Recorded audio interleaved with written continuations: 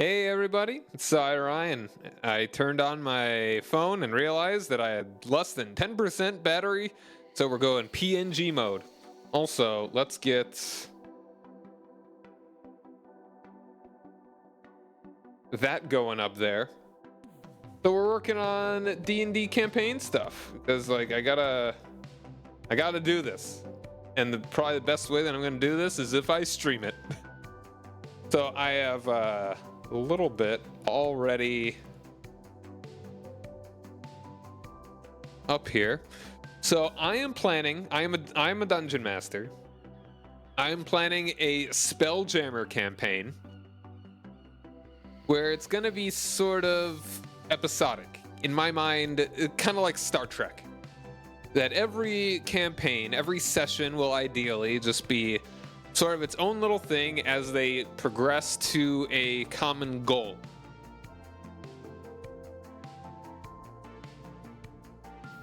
So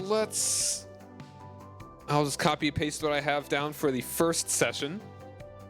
We want to italicize this because that will be what I am saying out loud.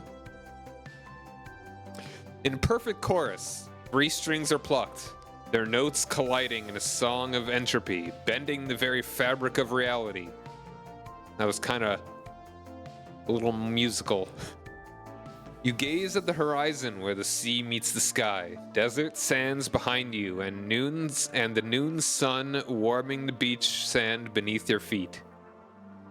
This is just the very beginning introduction that I'm going to be reading aloud. So how do I actually format this? It's been a long time since I've actually really done campaign prep proper. So how am I gonna...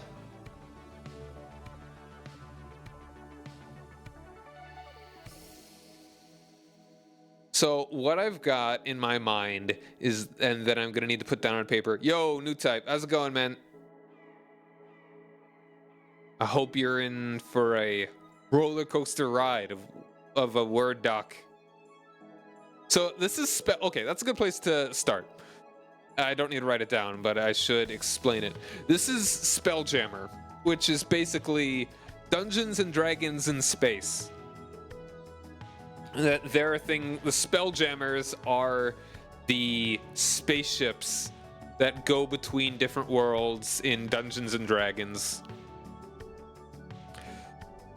And the party is going to be a crew on one of these Spelljammers. The thought of what brings them all together is that most of the characters, I think all but 3, will be the part of a crew of like the Astral Elf Empire. Is that Star Wars? It's kind of like Star Wars. It will be kind of like Star Wars. The Star Wars, Star Trek, probably maybe some yeah, I mean less sciencey and more it's a science fantasy, which is, it's more fantasy than the science fantasy that is Star Wars. You know, it's all the scale between like very fantasy-y, magic does everything just in space, to like hard sci-fi.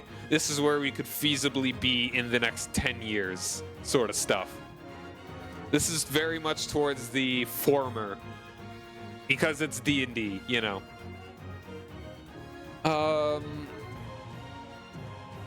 So most of the party will be part of a crew that is, what I have in mind right now is that they will be on an Astral Elf ship that is carrying a particular, very important prisoner. You know, let's go ahead and start writing that down.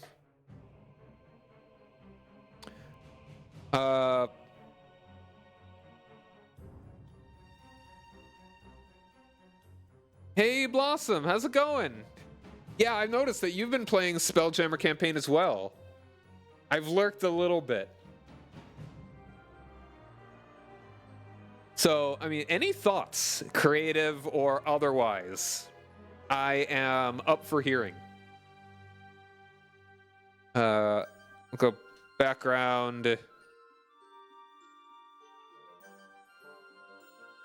I'll try and like there's some deep lore that we could probably work on, but I really want to keep this a bit more focused on session 1 because otherwise we'll be here all night and I'm probably not even going to be able to stream past 11. It's not too much. Let's see. Let's say session background. Let's say we'll have this underlined. I don't know what kind of formatting I'm doing here. Bleh. Most PCs are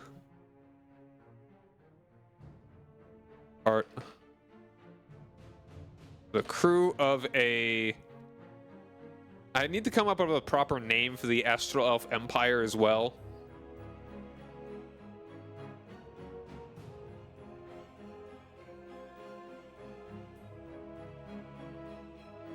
We'll just say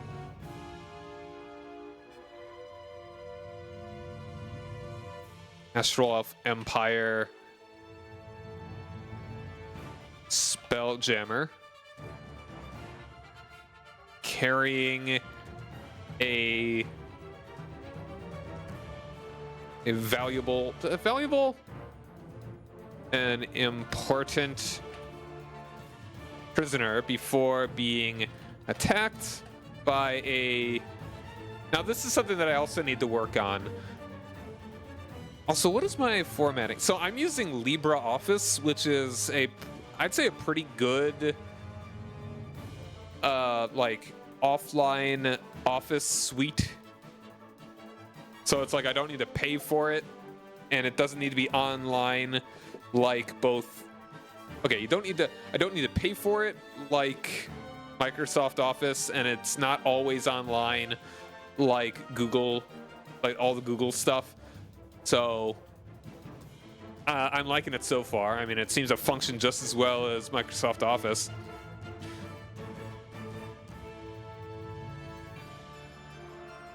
Align text. What is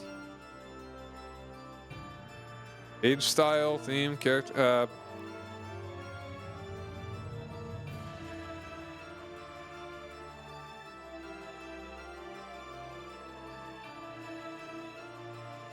I don't know. Whatever. Like, I don't know what the spacing is right now, and I probably just don't need to deal with it. Tech by a Gith Yankee. There's a lot of things that I probably should hammer out that probably won't be important to session 1, like why the Gith Yankee attacked. Hey, Yapper, how's it going, man?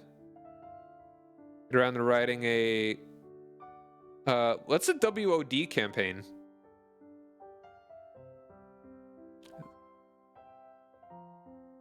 Is that well, World of Darkness? Yeah, that was, I just had it. So are you going to be going with Vampire, or are you going to be doing a whole bunch of them, the other World of Darkness things?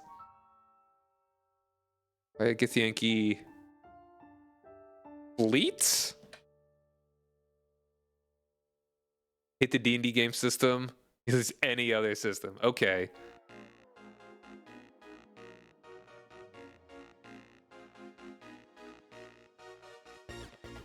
So thanks for hanging out, by the way, everybody. I'm surprised that folks are actually interested in this, because it's going to be Word Document Simulator. But I get the Yankee Fleet.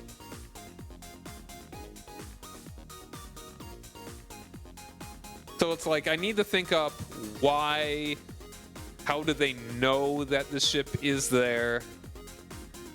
Do they want the specific prisoner, or is this just the easiest target? Where are they that the Githyanki are actually able, while they're bold enough to attack like an Imperial fleet? Or is the ship on its own? There are a lot of things that I need to that I need to think up.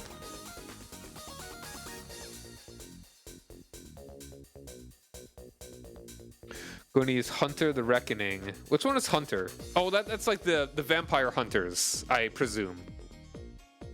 Because I know there's vampire, werewolf, like, isn't there like a ghost one? I know something about World of Darkness. It's always been interesting to me. I really like the way that it creates mechanics for the vampires. I think that's pretty interesting.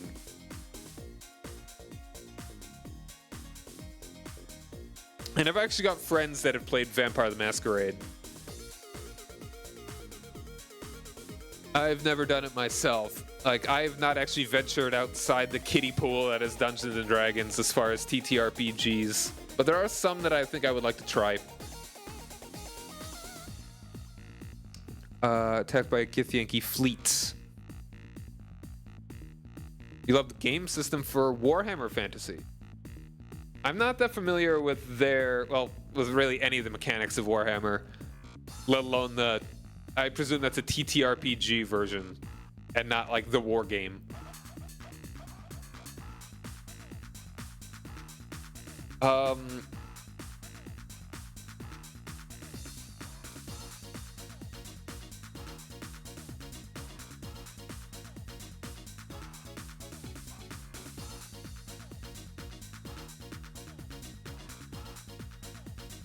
By a Githyanki fleet.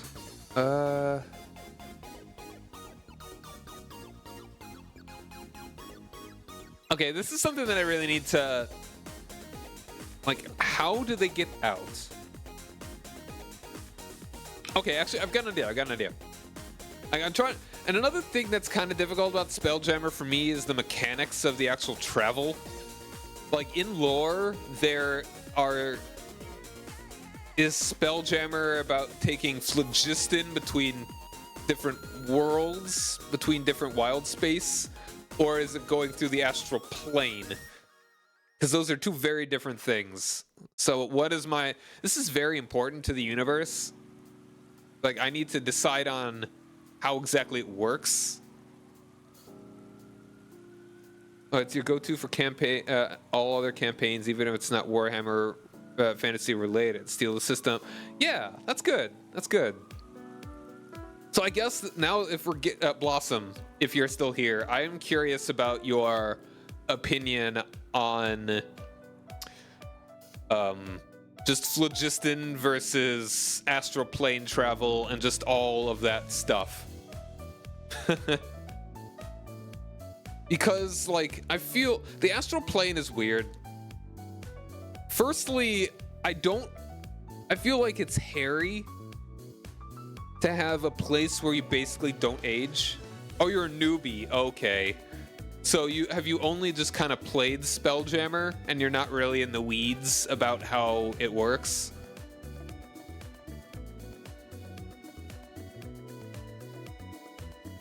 Like, Spelljammer is it's such a deep cut up until they release the new mechanics. Oh, yeah, okay. I presume that's, yeah, you've only done Spelljammer.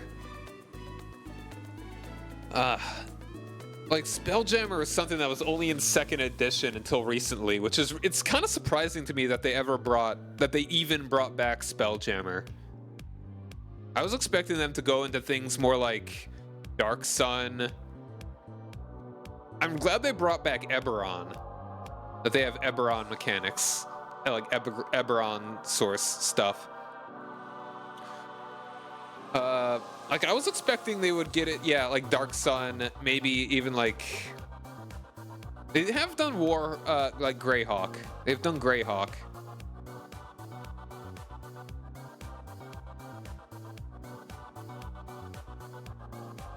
Like, I would almost want to say they'd get into Maestra before they would get into Spelljammer, but now they brought back Spelljammer.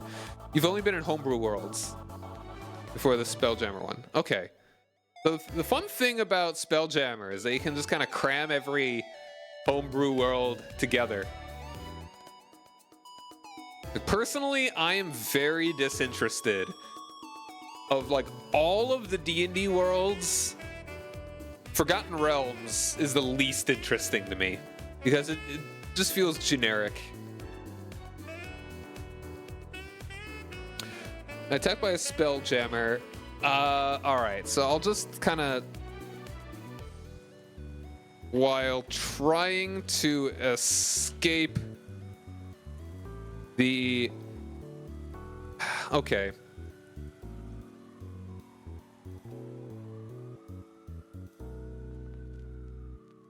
Okay. So it's like this is so much. There's so much to it.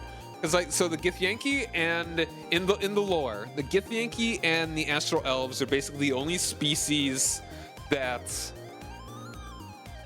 travel the Astral Sea proper.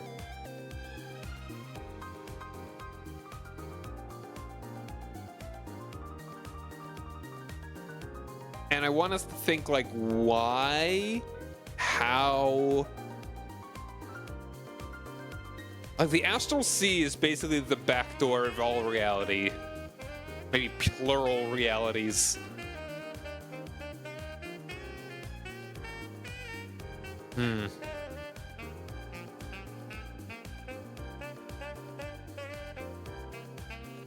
While trying to escape...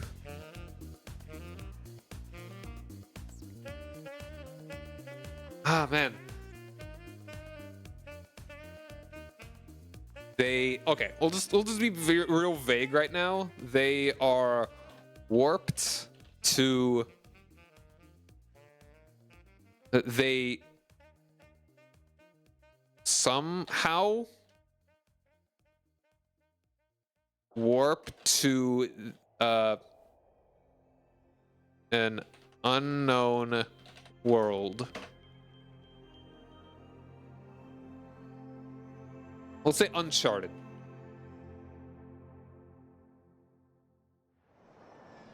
And so this is where most of the players are.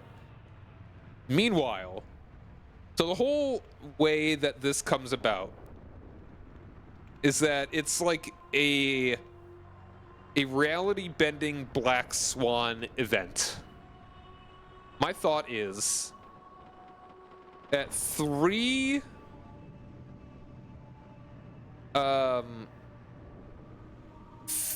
there are 3 planar warping Fey magic instances activate at a simultaneous instant.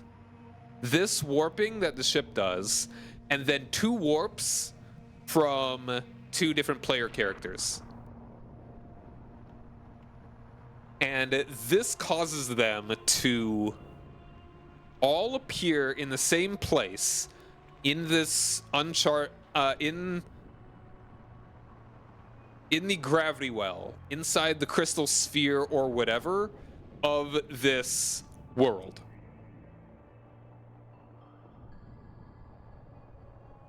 So instead of going to where they were intended, quote unquote, they all appear at the same place that they have no idea where it is. So it's just kind of like the Fey magics that are are supposed to go to where they are, like intertangle, and they come to this place. This is something that they will absolutely not know, but they will eventually figure out somehow. They'll just be mysteriously warped to somewhere.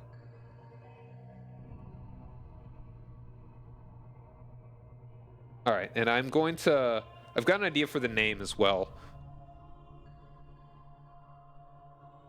It's simultaneously a Star Trek and Star Wars reference.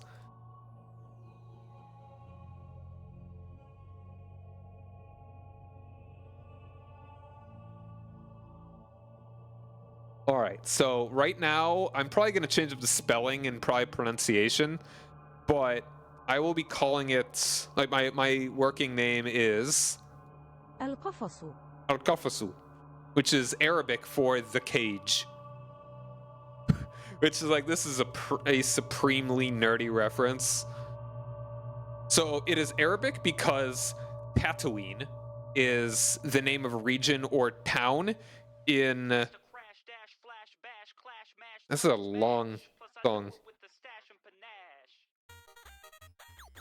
I'm gonna skip this one. So Tatooine is probably not as it's spelled in Star Wars.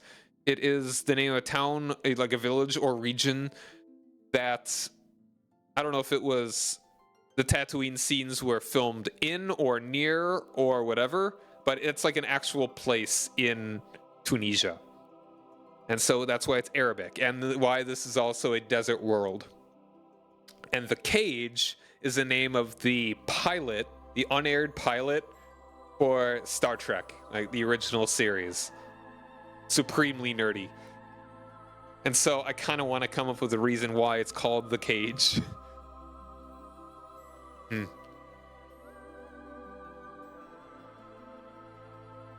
right. Later known. Later.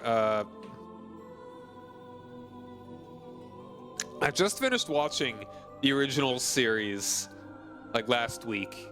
It's good.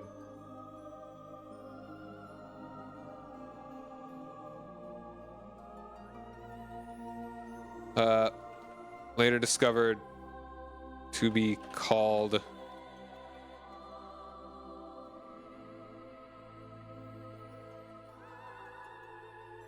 what is the autocorrect on this? It's kind of slow.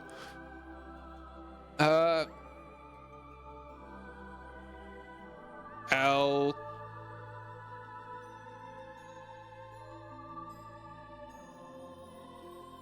Kafasu. Do we want to go with two O's? Al Kafasu. Al Kafasu. I'll just go Kafasu. Like the way that it's Latinized, at least in Google Translate, if it's just cage, is like QAFAS. So I've anglicized it.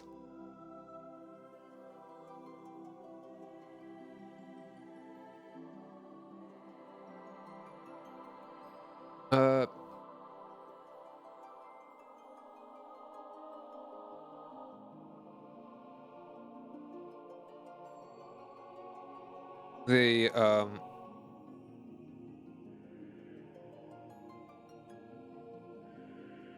okay, so I'm thinking all right, I don't want to get too deep in the weeds because I want to actually get stuff done, like more like concrete actual campaign stuff so that we can play the game. And it doesn't even, yeah, it's Kafasu.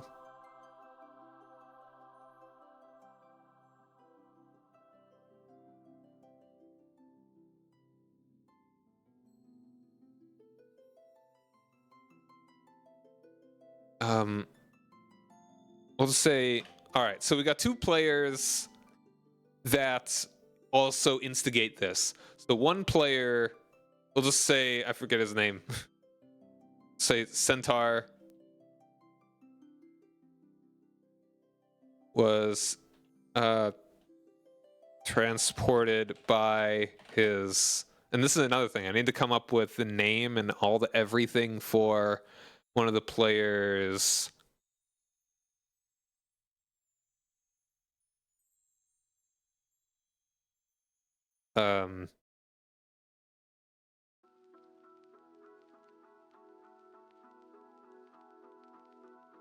Well, by his patron. He's a warlock, so he's got a patron. Out of prison.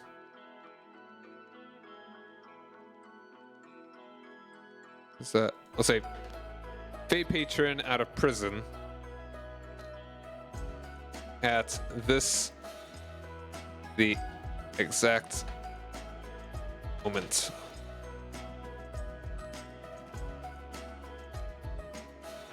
Same moment.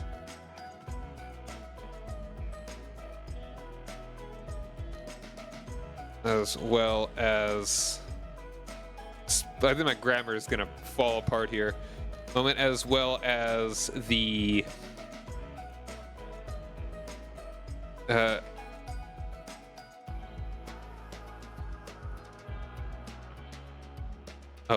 ignition of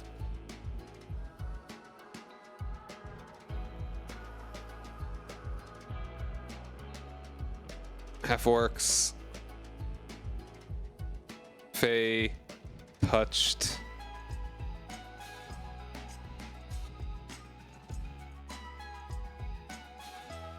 So yeah, that's my idea.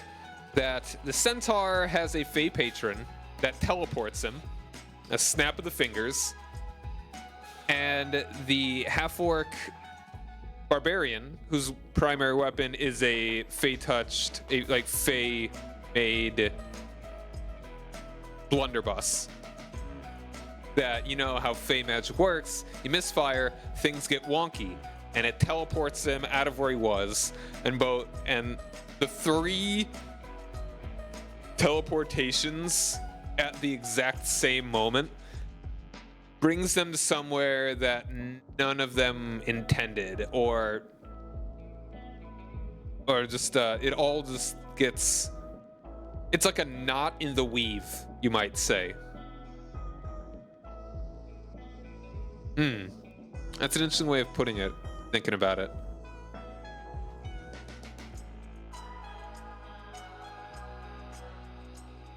All right.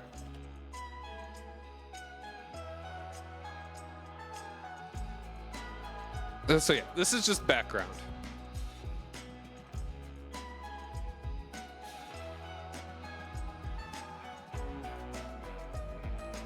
We'll say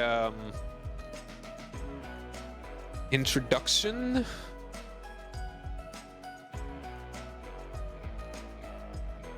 Session background. That also, I need to say, one other character is already there on that world.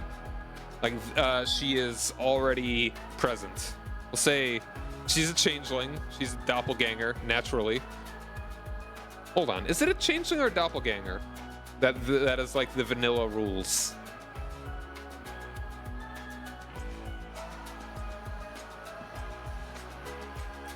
Like, what is in any of the material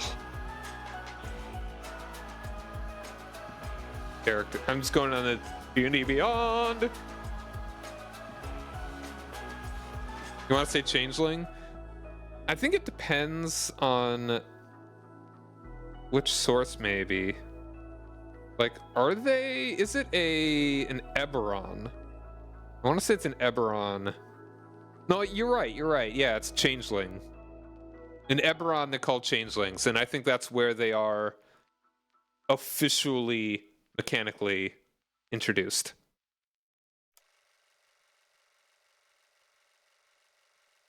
Hold on, they might be in. Distant sound, or perhaps a certain scent.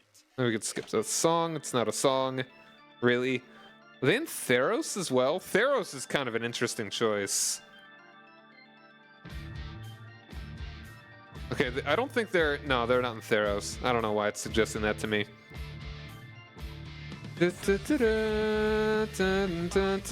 So yeah, you are correct. Changeling. Whoops. What even did I just open up?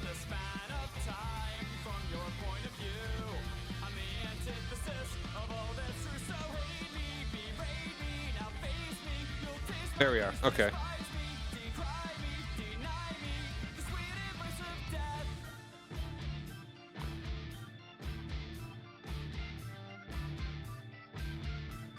I'll put her CH angling. Is it? Was it E? Sure.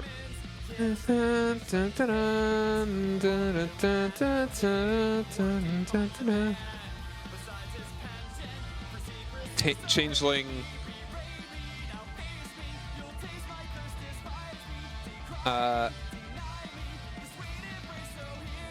Having lived on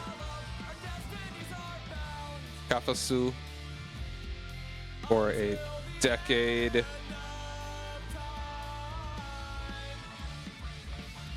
has lived on Kafusu for a decade. Witnesses the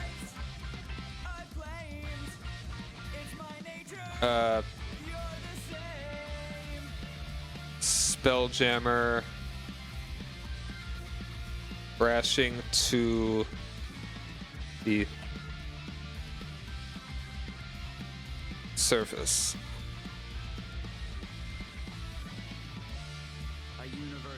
All right, I think that's kind of where we start, really.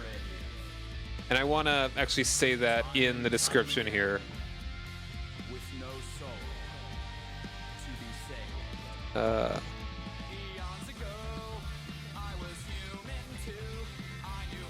Introduction.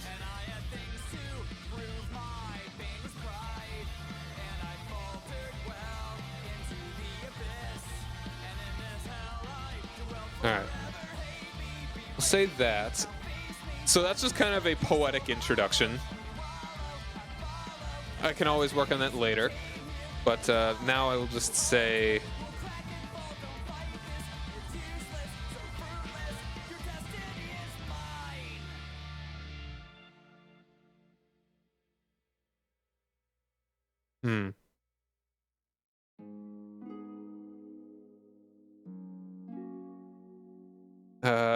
So yeah, it's... So my friend that made the changeling, she named her Dirt, like, you know, D-I-R-T, Dirt, because she has self-esteem issues.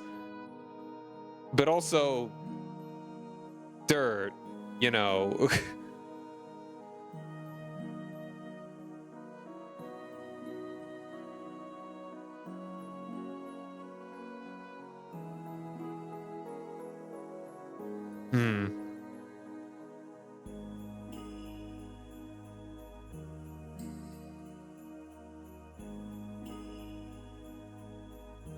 We'll say... That's just like, oh. It's like embarrassing for me to say it. She admits that she's bad at names. And I agree with her.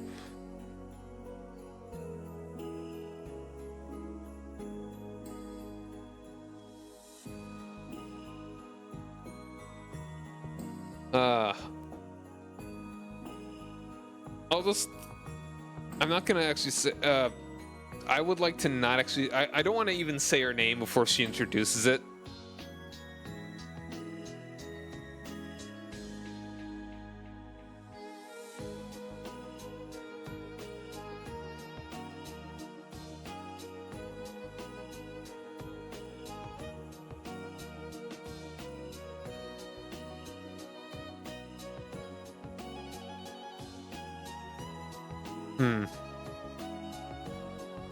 I will just say, yeah, I'll just say Dirt. It's like, I will speak to her directly.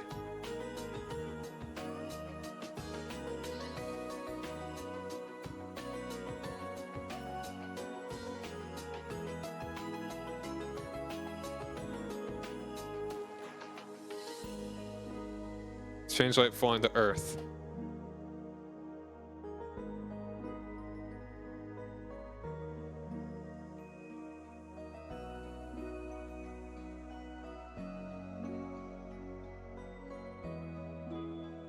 I'll say, aboard this flaming...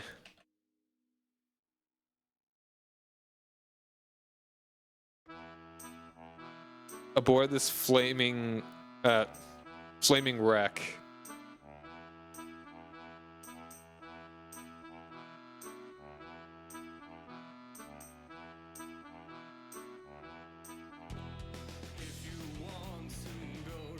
Okay, so I think I want to have it so that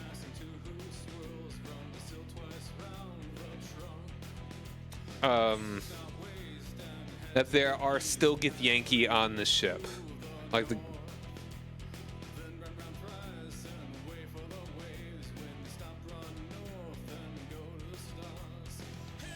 Okay. My thought is,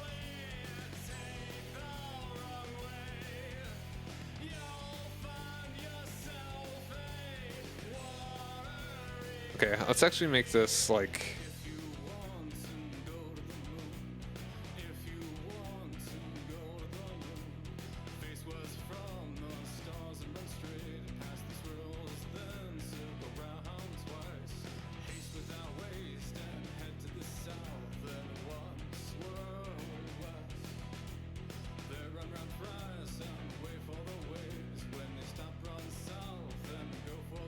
I'm trying to think of how I could actually introduce this. Maybe I shouldn't even really be thinking about this. Like, maybe I should deal about the more of the mechanics. But I don't know. I kind of want to go from the very beginning.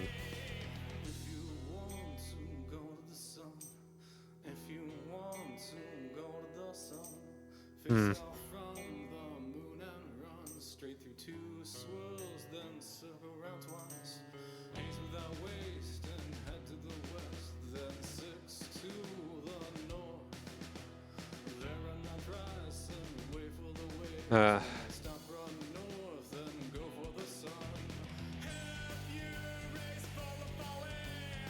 I'll just say, actually,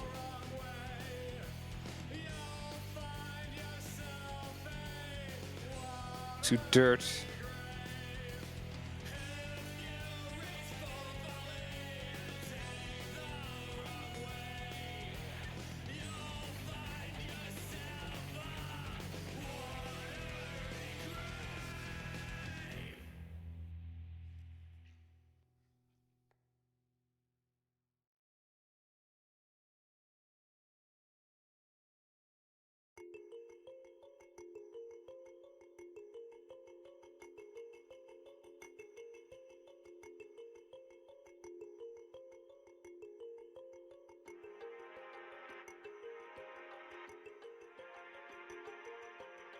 Actually, hold on. It'll probably be.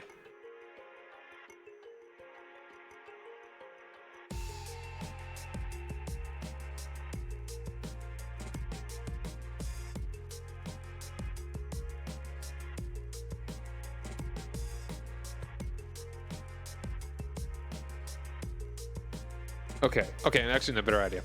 To Centaur.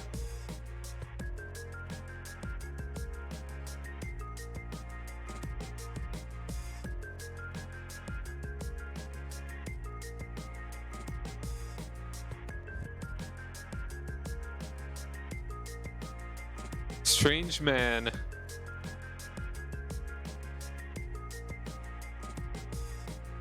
Okay.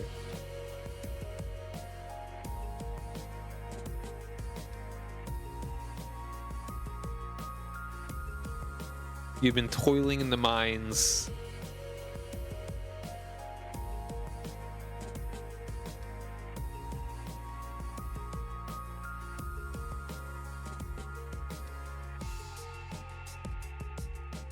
For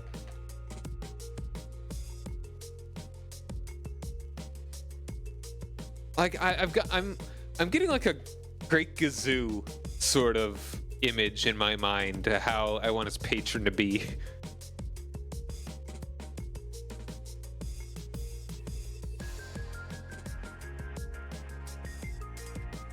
But you weren't specific with where you wanted to be teleported, dum-dum.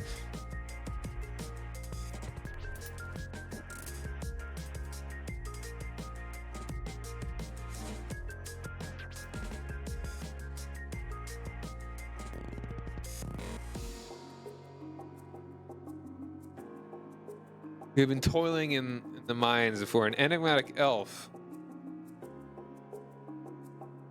appeared and offered you freedom.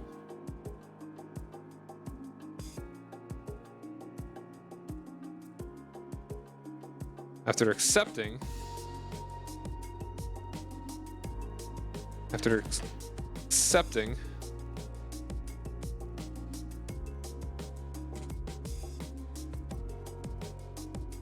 snapped his fingers and you appeared in a uh,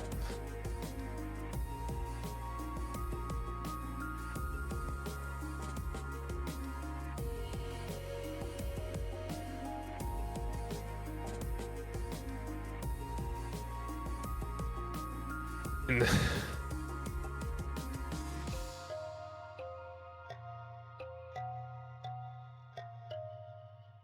how do you spell maelstrom? There you go.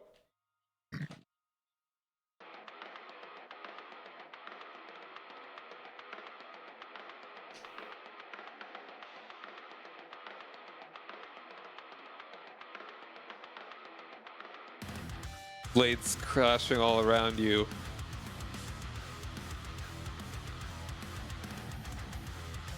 Flames.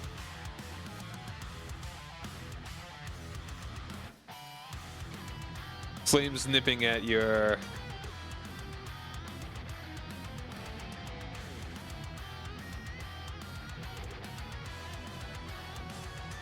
flame nipping at your back hoof.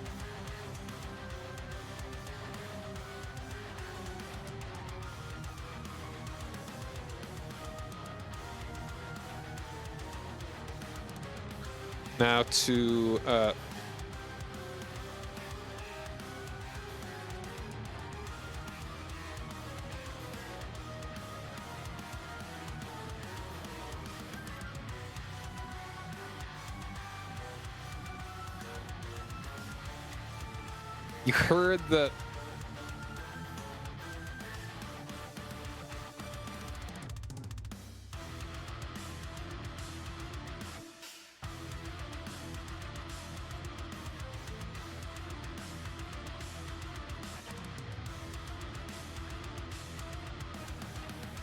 you heard the detonation of your blunderbuss.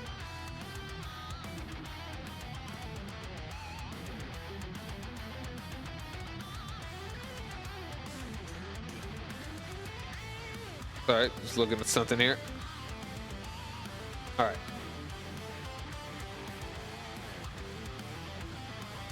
All right, all right, all right.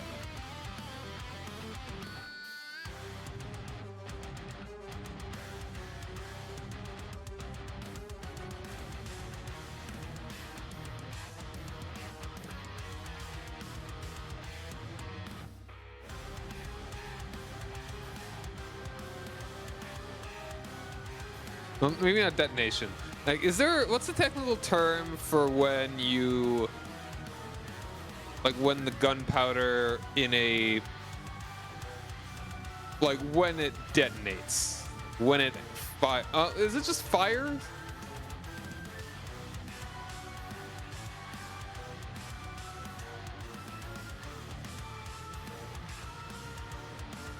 You heard your blunderbuss fire.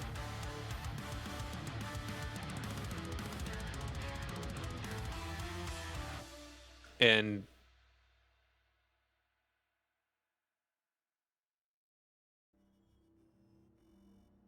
you heard your blunderbuss fire, and you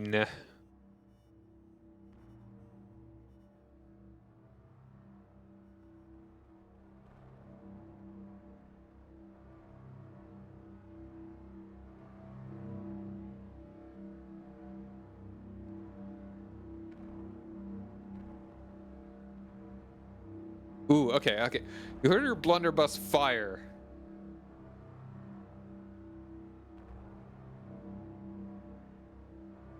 Fire. You feel the recoil. And your target has changed from the ruffians of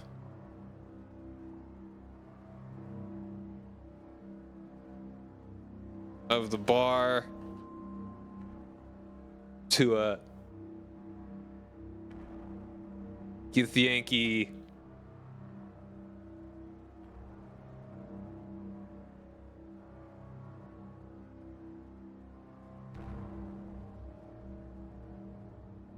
to a Githyanki pirate Uh, now,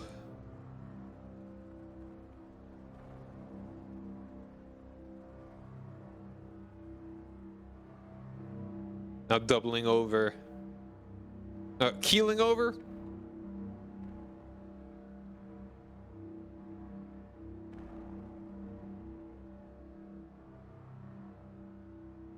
Yeah.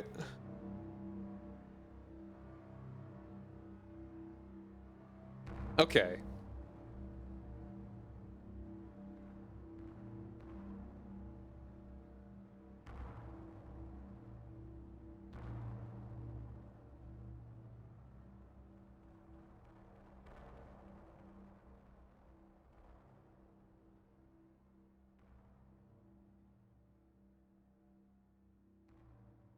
Ship is under.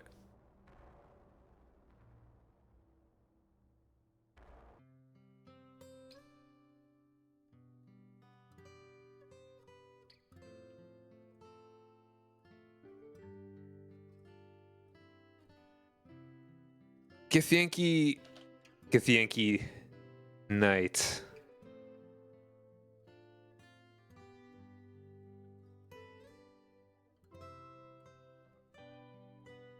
The ship is under attack by, we'll say, 2 all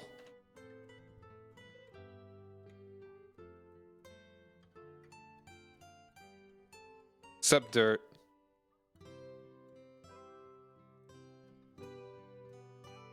I don't need that stuff. The ship is under attack by such.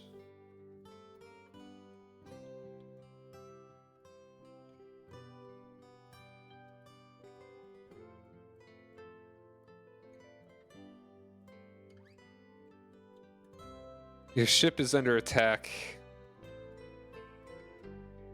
by the infamous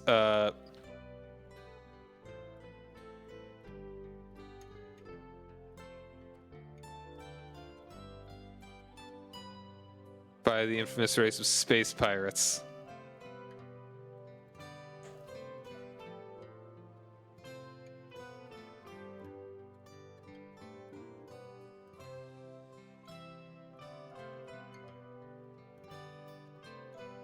Your ship has been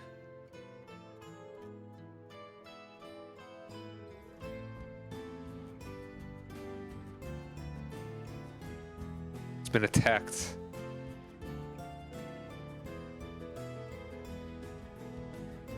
by the infamous race of space pirates.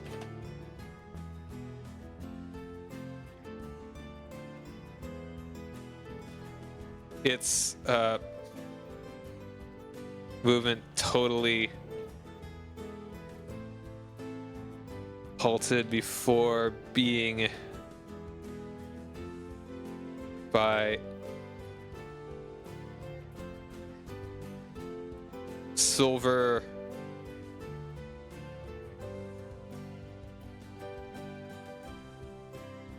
sword wielding knaves. Is that a little cheesy? Call them knaves.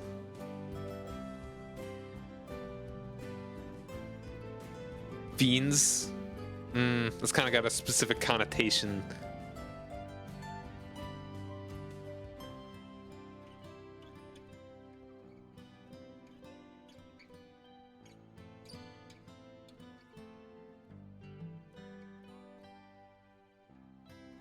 Knaves.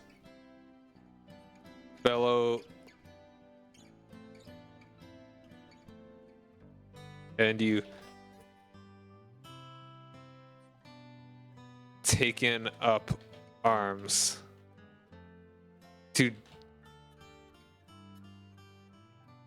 defend yourselves.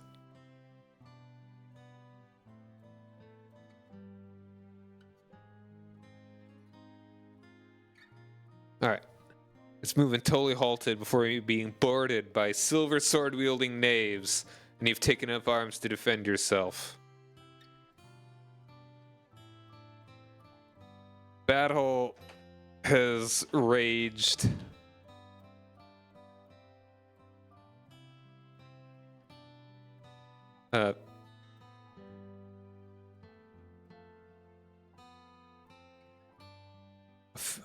Let's say a failing battle, a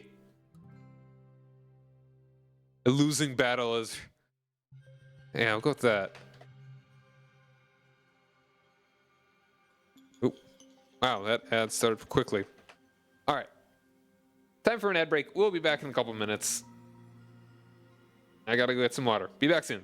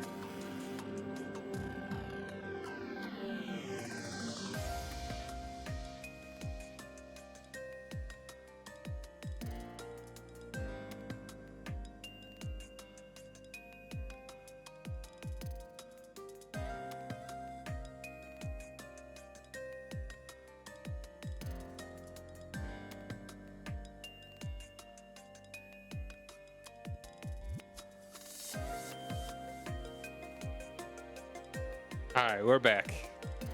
Say, I'm thinking a losing battle is raged.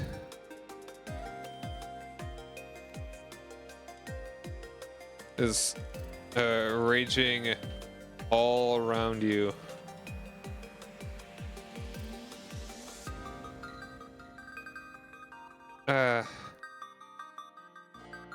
You before the sky suddenly changes from the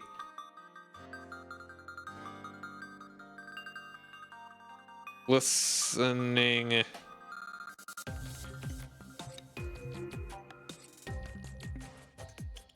colors of the astral plane to the clear blue of a world.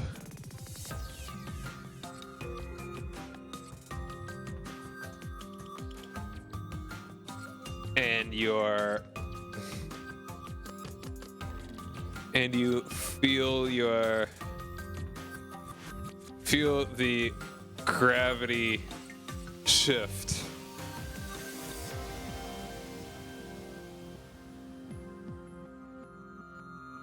as the ship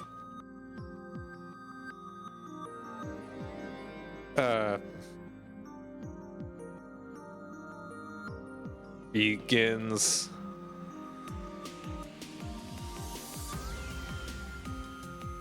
they spell careening.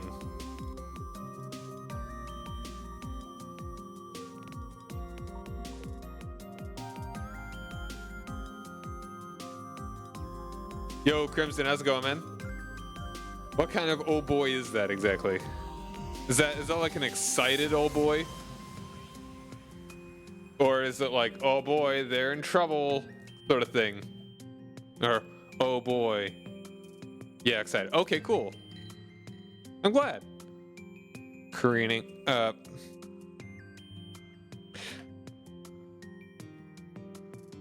Careening down. That feels careening downwards is. Ooh, okay, hold on. I got a better idea. Feel cryogenic torsion.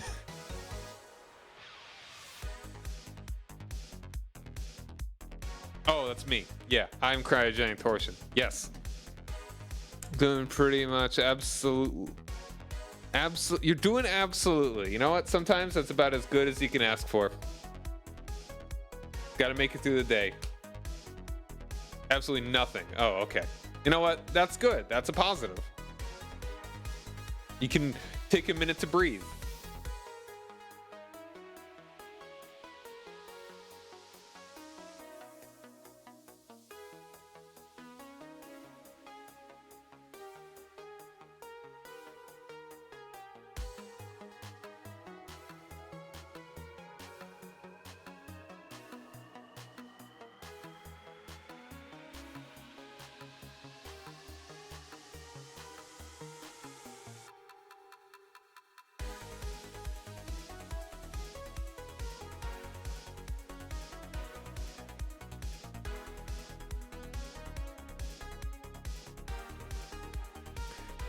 You're concerned you haven't been doing anything for the whole day. I mean, do you have things that you have to do? Okay, let's read this thing here. To all except Dirt. Your ship has been attacked by the infamous race of space pirate. By the infamous race of space pirates. Its movement totally halted before being bombarded by the silver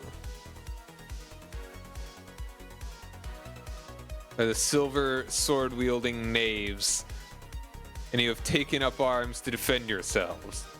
A losing battle is raging all around you before the sky suddenly changes from the glistening color of the astral plane to the clear blue of a world.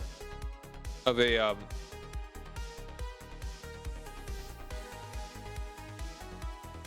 let's say a clear blue, and you feel the gravity shift Gravity shift. And your stomachs collectively sink as the vessel begins falling. Dum dum bum bum bum bum bum bum bum.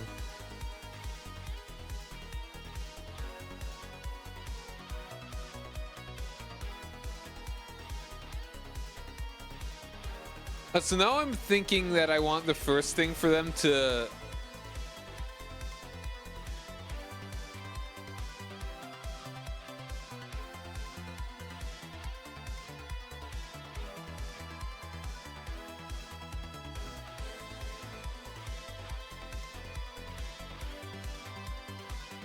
You know, I think this would be a good...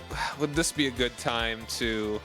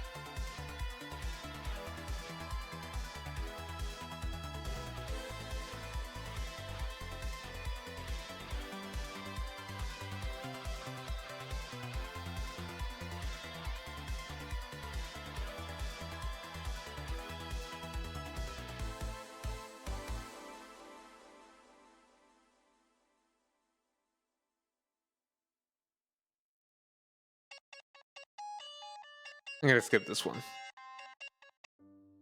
And that one.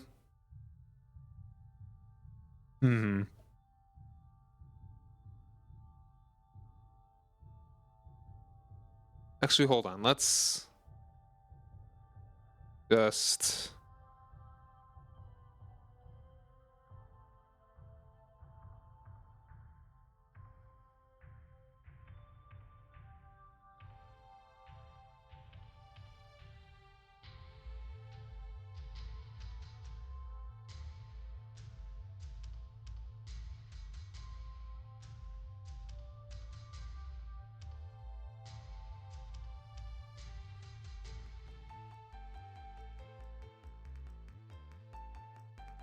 Maybe I should double space this.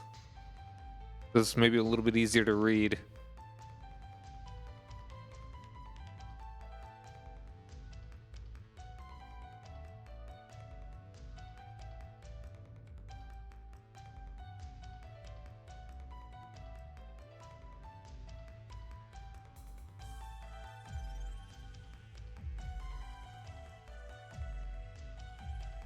Oops. Okay, I'm glad that you can actually see that. Not that it would have been anything weird, but a window popped up and you did not see it. That's fine.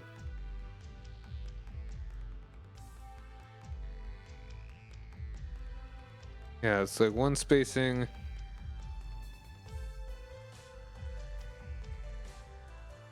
Okay. Yeah, I don't know. That's fine.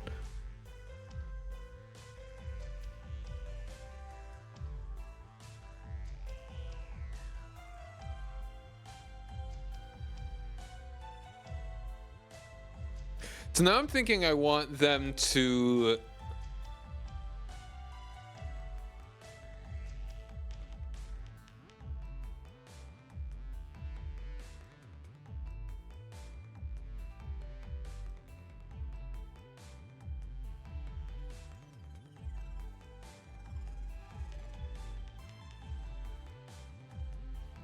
Like, what do I... Okay.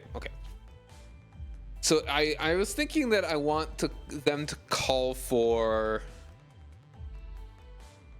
Like, I want to call for some kind of check to see if they... Okay, so none of them are going to die, obviously. I think that I want them to roll to see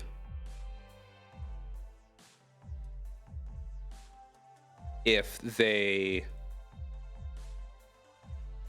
like how well they would succeed at not dying. Like how can they protect themselves? And if they succeed, then they will take minimal damage. But if they fail, they will the harder they fail, the more they will just be the more health they'll lose, and they will basically start unconscious but alive, like at 1 HP.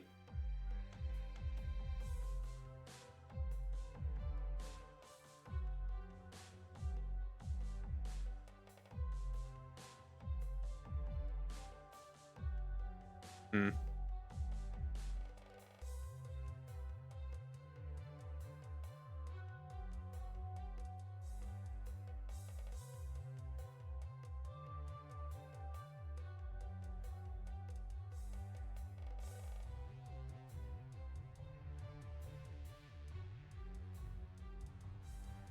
I think I'm just gonna get rid of this sentence.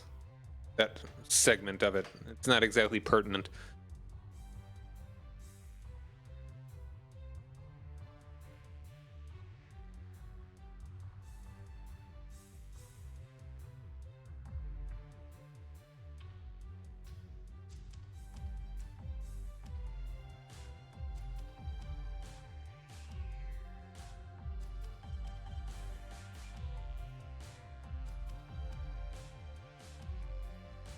The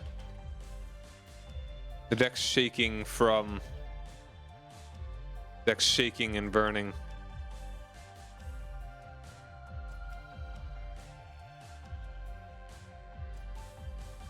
The deck's shaking.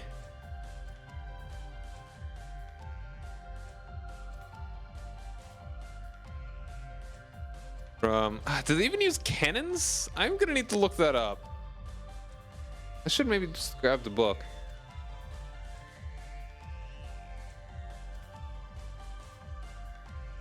Yeah, I'm just gonna do that real quick. Hold on.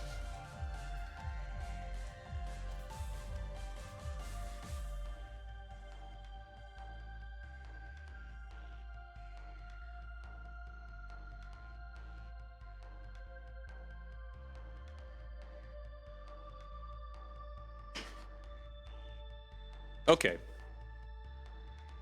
I've got the Astral Adventures Guide. So, what kind of ships? Like, I really hope they have stats on Githyanki stuff. Alright, that's GIF. Are there specific Githyanki kinds of ships?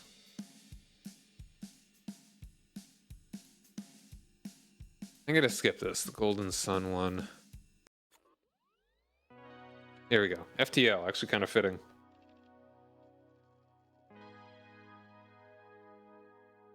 Not a living ship. Nautiloid, no. Night Spider, no. That's the Yogi. Scorpion, no. Strike ship? Oh, here we go. Space Galleon.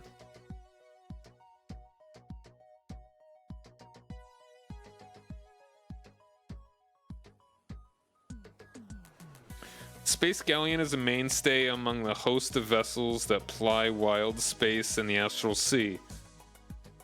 Space Galleons can easily pass for ordinary seafaring galleons because they can land on water and move across it like their namesake.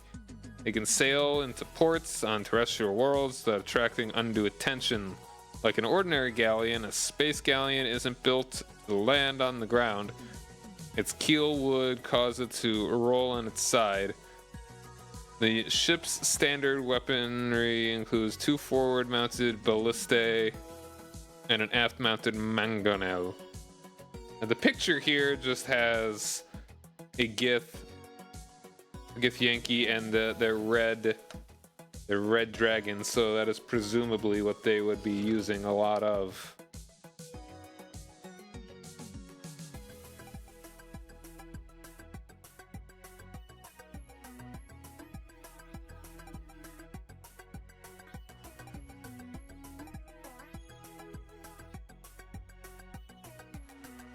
Hmm. There are a lot of smaller things that I need to work on. Oof, a freaking tyrant ship, man. Gotta love the space eyeballs. Okay.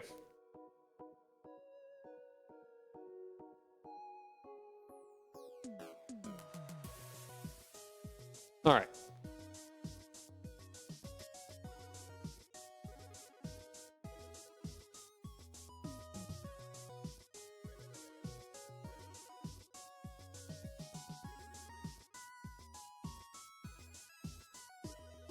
Ballista.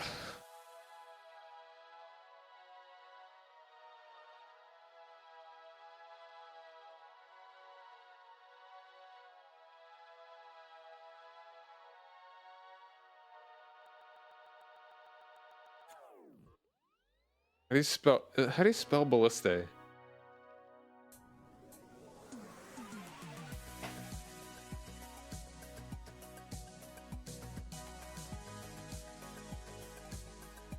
Yeah, no, that's correct.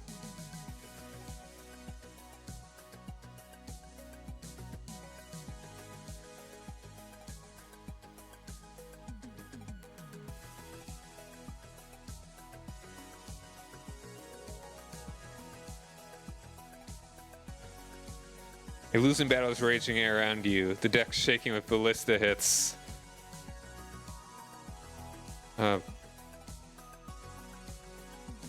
Actually, no, it'd be mangonels. That'd probably be the most damaging. Like a ballista wouldn't really.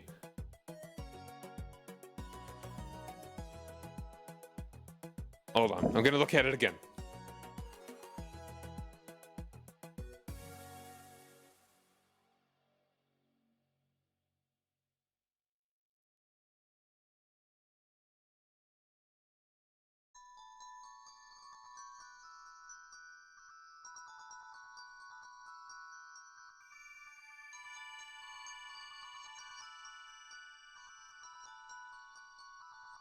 Okay. Yeah, you got the ballista. The ballista. Yeah, ballista is plural.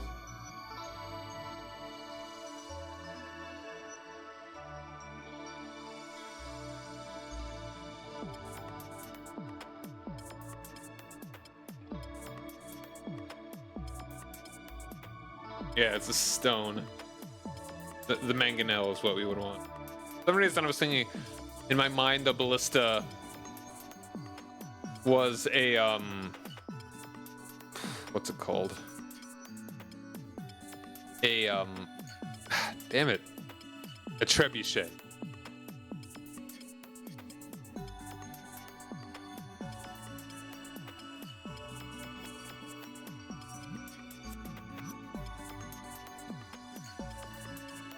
All right, I would want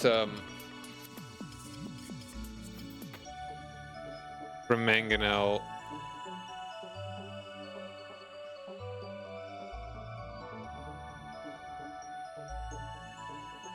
From mangonel hits before the sky suddenly changes from the glistening colors of the astral plane, astral sea,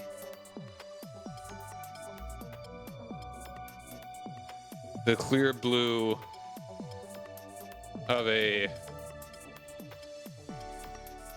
terrestrial world, and you feel the gravity shift and your stomachs sink.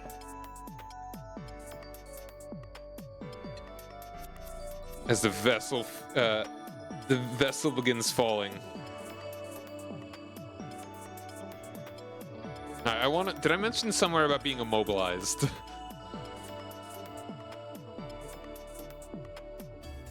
Oh yeah,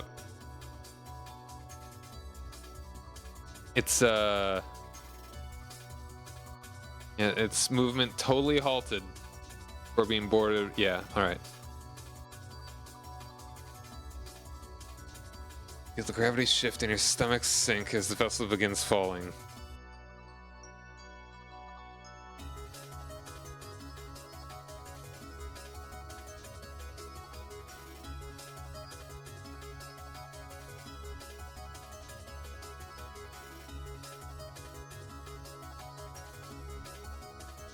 Hmm.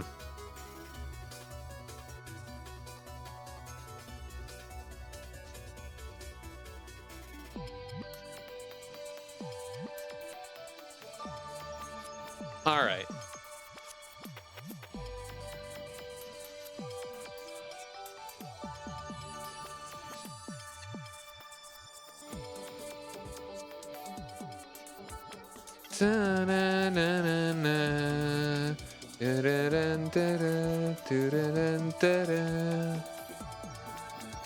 All right, it's trying to find. Like, what could they even possibly do to survive crashing? I mean, obviously they will survive because we'll give them plot armor here.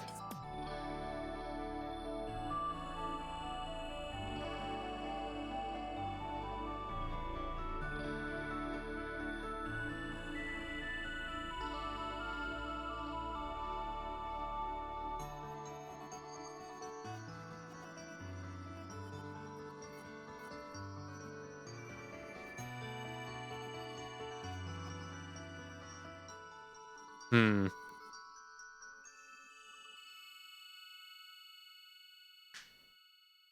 Pardon that, just crack my knuckles.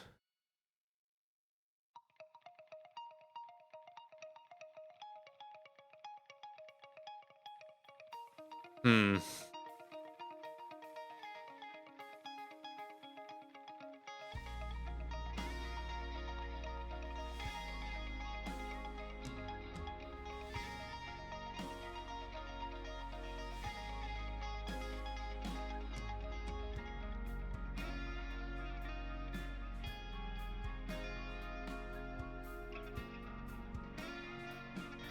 Should I even like what could they even do? They could like grab onto something. I mean, they could probably. Some of them will definitely have some kind of magic.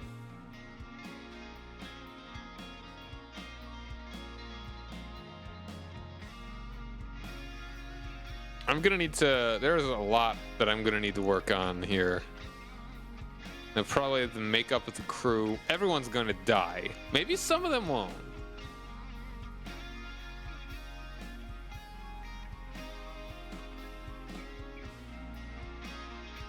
Okay, one thought would be maybe like the interior of the ship would be maybe protected a bit more, like perhaps magically.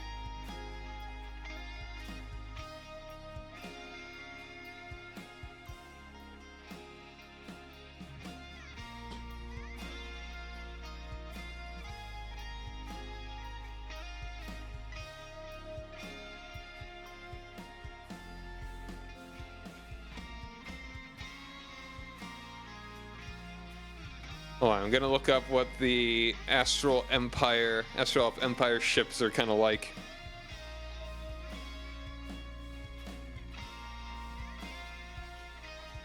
I'm honestly not even gonna be able to do this for much longer. I mean, this is something. There's some kinds of progress. I'm sitting down to work on this stuff. About as much as I can do.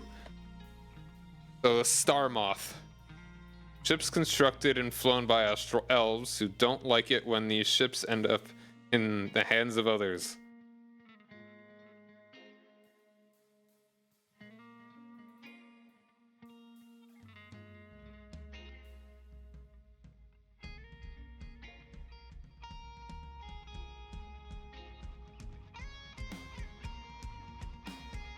Alright, crew of 13.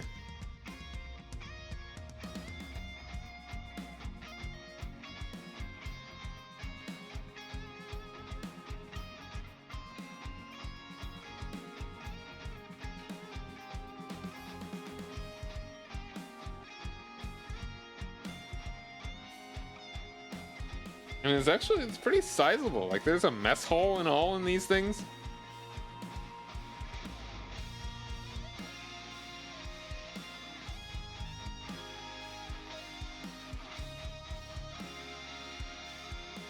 It's rather narrow.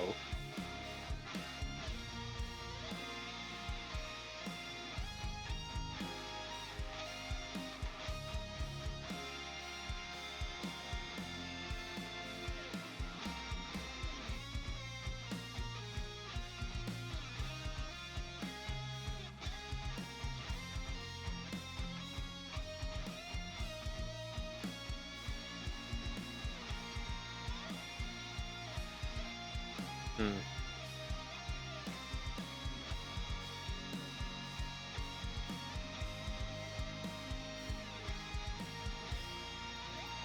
Oh man, it's like there's a couple there.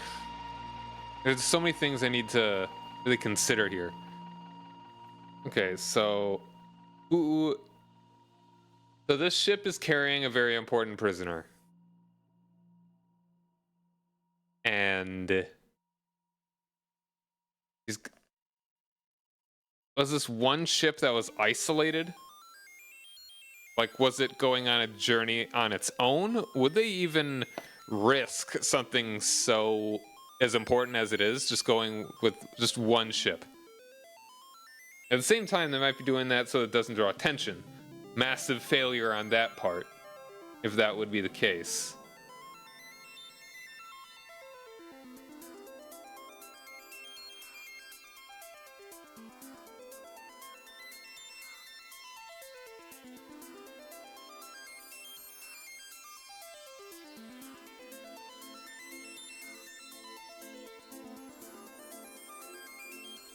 Hmm.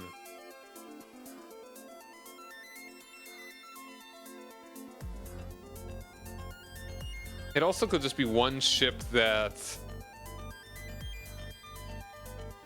It could be one of many ships. Like, this whole thing could have been isolated. Like, okay, yeah, that's a possibility. Like, it was one ship.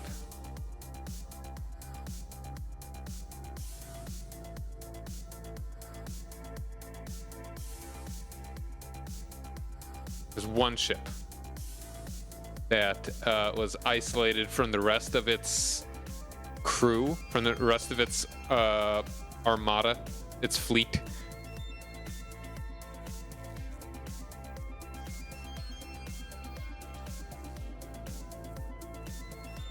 Hmm.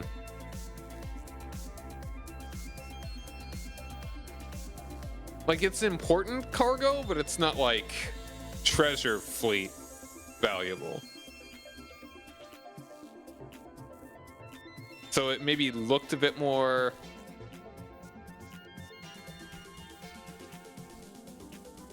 And maybe they skimped on how much protection they were actually giving it.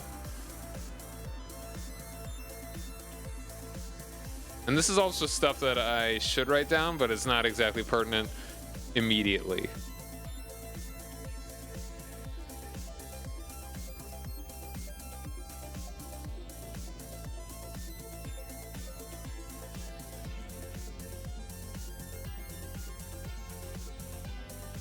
Hmm.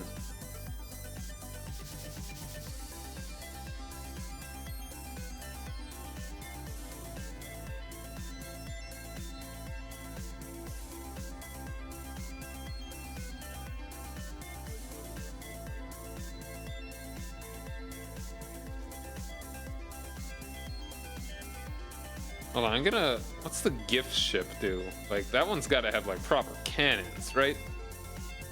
Because they're they're the gun hippos.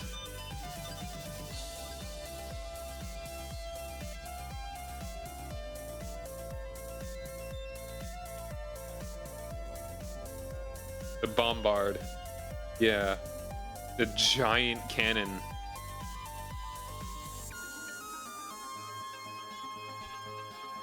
$16D10. Wow.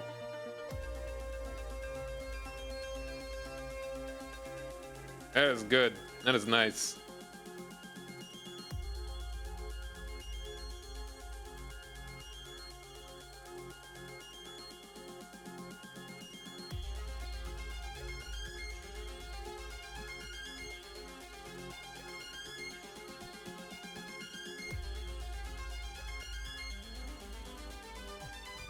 Hmm.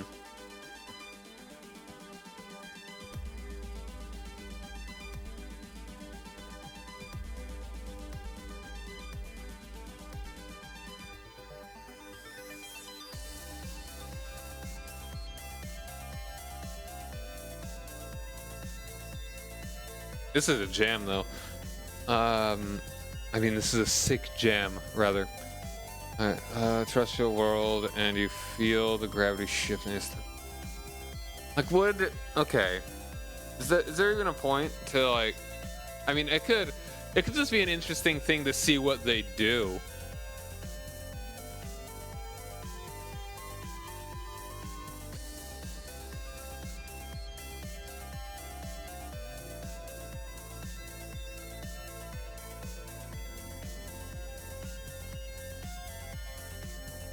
Hmm.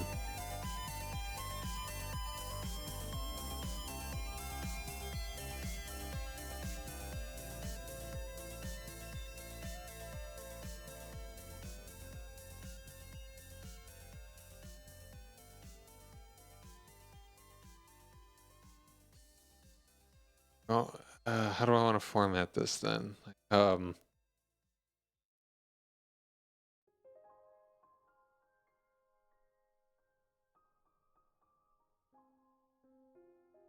Players, uh, transfer C2 players.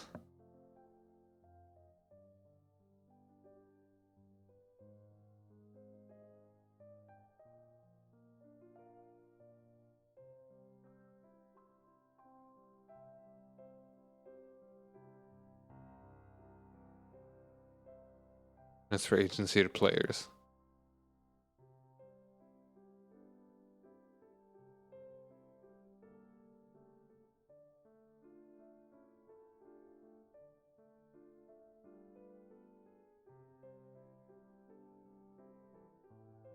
Yeah, I think that would be interesting. Like, just ask, what do you do when the ship below you is, when your ship is falling to Earth? What does your character do? I think that's pretty telling.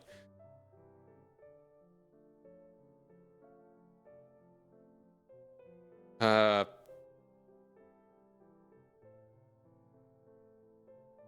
and I probably want to determine how long it takes for them to actually crash.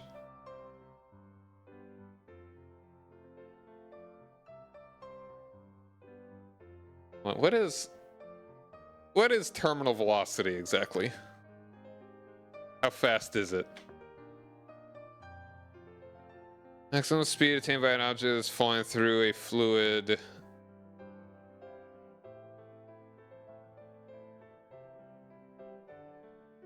Nerdy Sakura, how you doing? Thanks for joining me.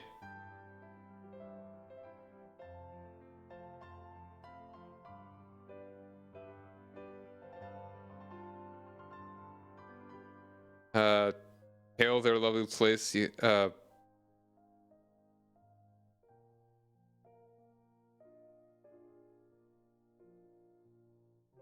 Oh, okay. How you doing? Thanks for joining me.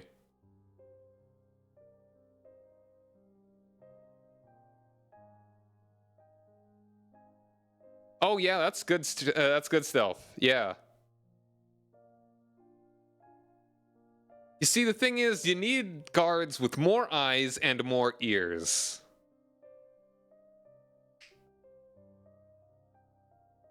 Like, and ideally, one of them is open at all times. Don't blink at the same time. You know, that's the issue.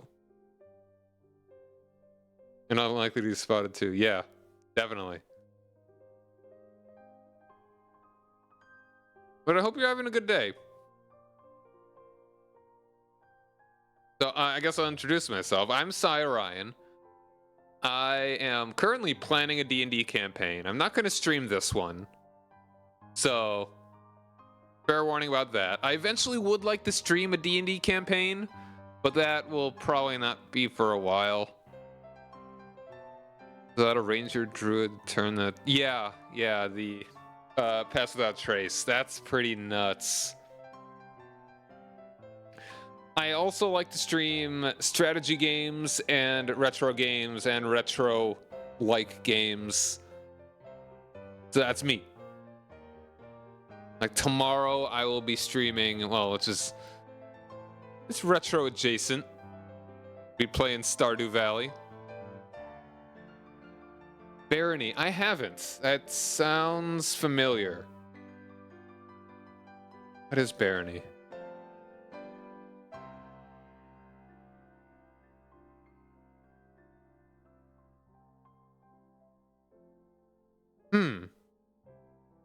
Okay, yeah, I don't know if I've actually seen this before. That's interesting.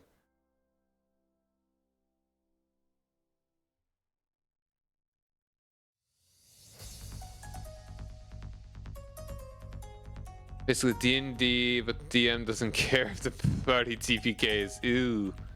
1 to 4 player. So it's kind of like a roguelike, it looks like.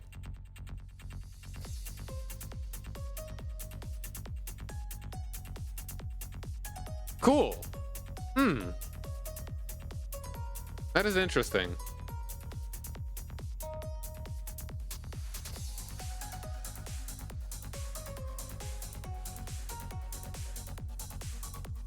Yeah, it sounds like a fun thing to do with buds.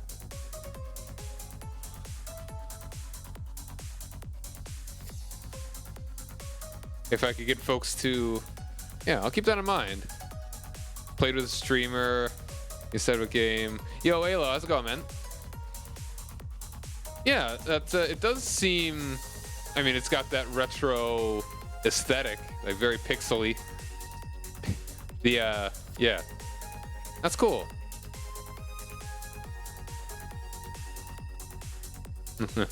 It's a side eye that'll kill, man.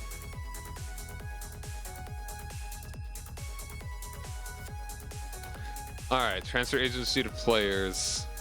All right, and right, I was determining how.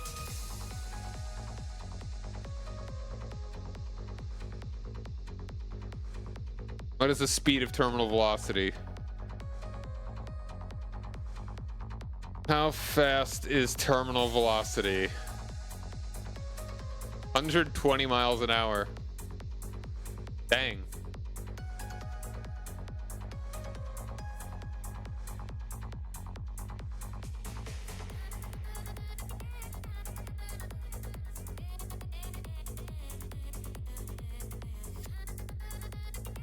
Now it's to join via codes, so it's easy to do community runs. The game's pretty long. Okay. How long do you think would be a good amount of time for like the ship to be falling? Like how high up do you have to be for it to take 30 seconds to fall to the ground?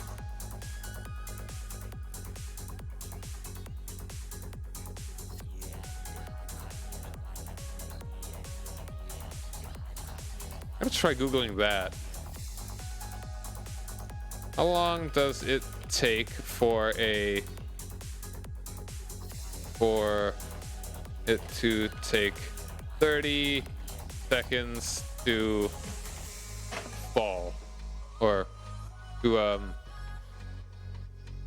crash? I don't know. How long does it take for a plane to crash from 35,000 feet?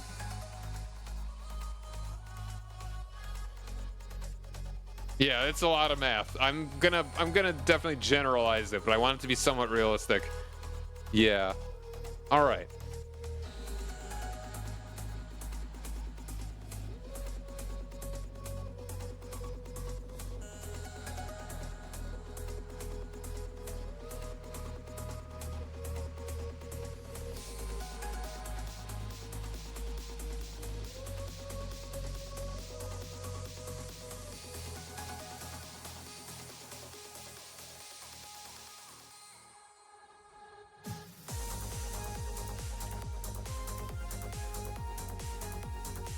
$60 feet per round. That's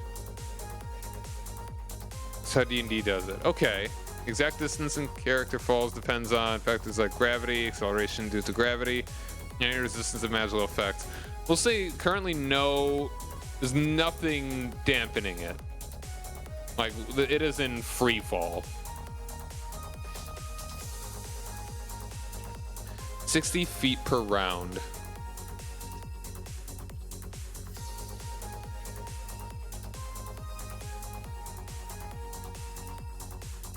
A flatter glide path will go slower, so you possibly could stay up for Best part of an hour if the pilot is really good at gliding. Well, gliding. No, this is like just drop like a rock.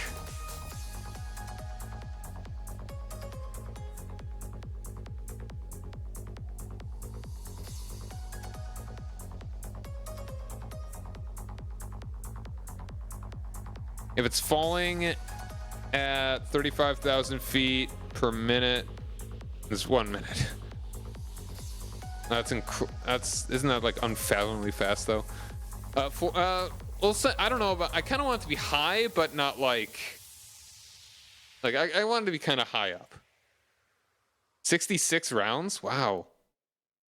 I mean, eventually it would reach terminal velocity. But I don't really care to measure how long that takes. 666 rounds. The Devil's rounds.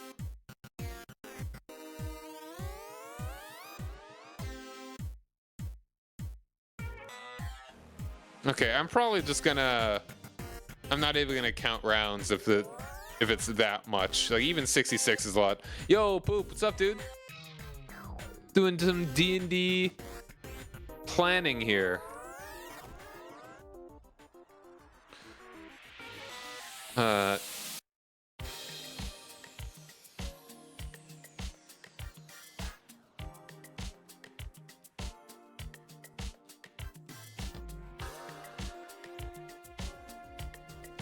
Level 10, cool.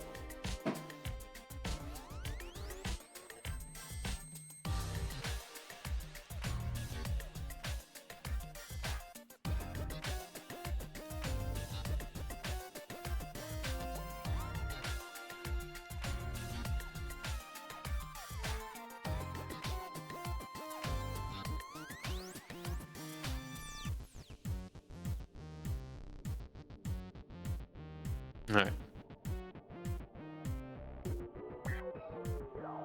I mean, Poop, I really do appreciate the offer, and I appreciate gifting me the game, but it's probably going to be a while before I will be up for Baldur's Gate. And especially not, like, right now. Mount to combat for Direwolf Mount. Cool.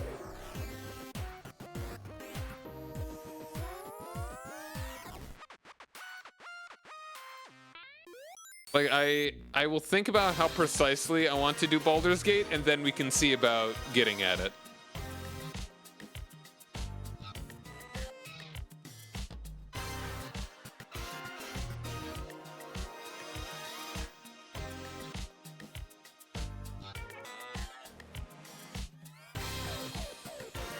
I'll see about making it a sort of priority.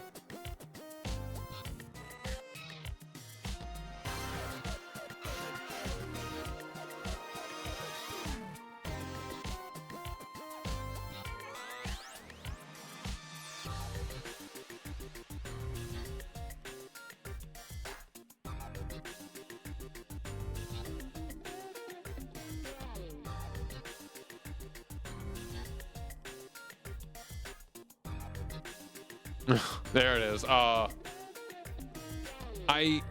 promise we will do it sometime, but it is currently not a high priority on my scheduling. I really want to try and do it single player blind, at least partially. And okay, my thought is I will play it single player for a little bit, and then we can do a little bit of multiplayer afterwards, you know? Like, not even when I'm done, but almost simultaneously, sort of. I think, like, because I don't want to go over... I want to try my... I want to have my novel experience be single player.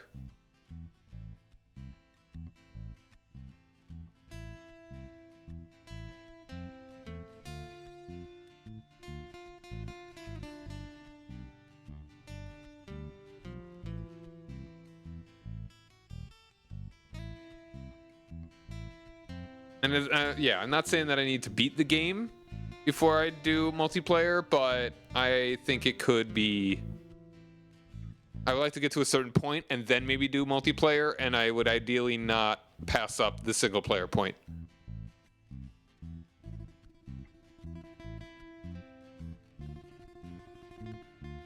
How do you mean the least amount you can? Like, I don't necessarily need to stream it when we do multiplayer.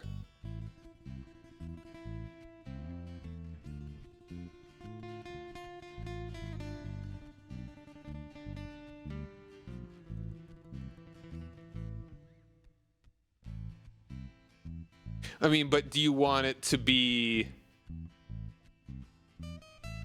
Do you want me to stream it? Because I mean, if you don't want to talk, it would probably be best to not stream it, which I'm fine with.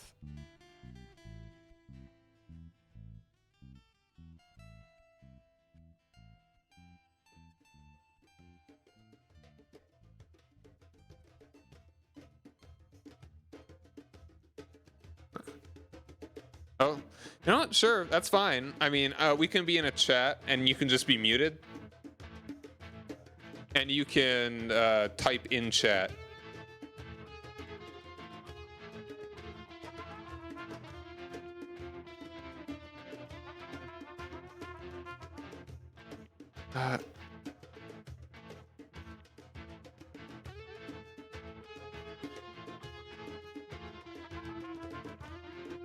You can make a character that doesn't talk. I mean...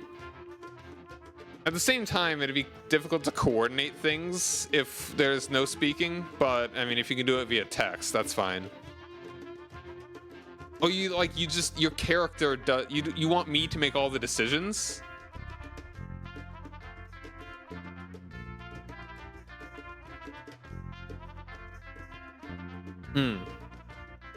Okay.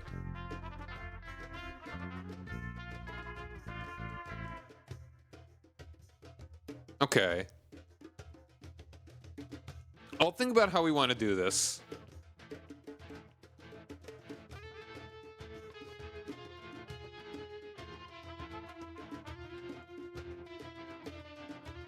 Transfer agency to players.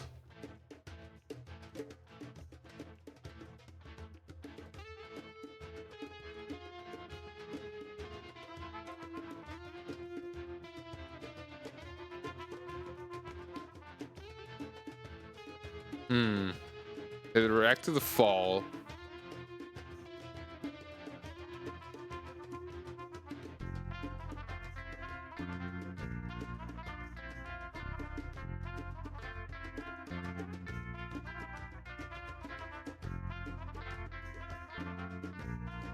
How you and your buddy played it.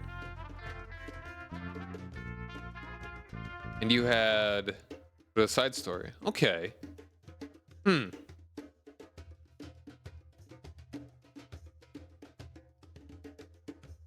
Okay.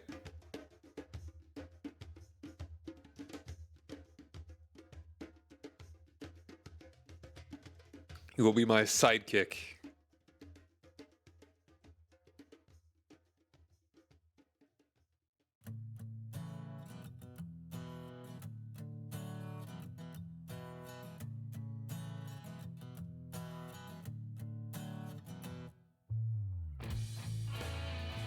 Make no spoilers. Okay. Characters try to jump from one building to another with their oh. Yeah. Beyond the horizon. Yeah, that's lucky indeed. Look above the azure blue. Who would think that this world was at its end and its fate belongs to you? Pressing on. I think like try and reactivate the Spelljammer possibly. Jump overboard, possibly. Well, I want to have a reason why they might survive, and it would possibly... Like, if they jump overboard without any help, The 7-foot gap, ooh.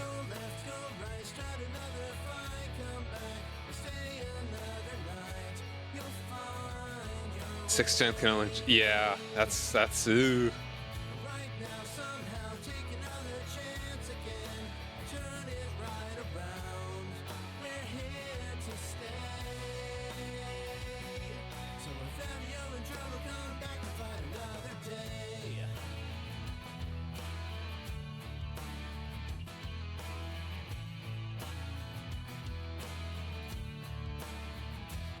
with the means to overcome what's Yeah, we'll figure it out. even I'll think about how I want to do it if you really want to be as least obtrusive as possible. you do well to remember all of those Like you would functionally be an NPC. your memories. I mean, it's like, it's not that I don't want you to talk. It's that I still want to, it's still going to be different doing it single player versus any kind of multiplayer, regardless of what, anything, you know?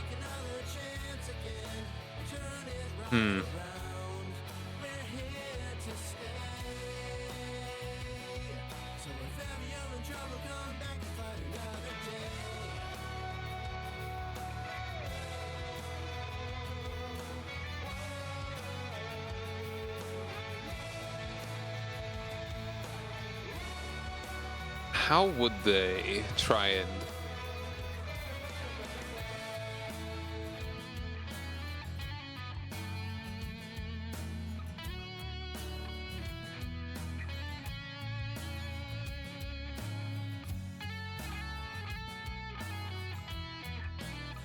Possibilities?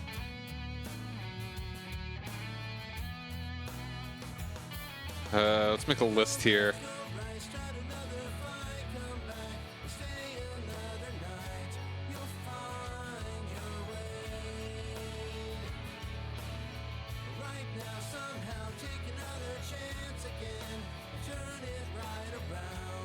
I would like to try it, definitely.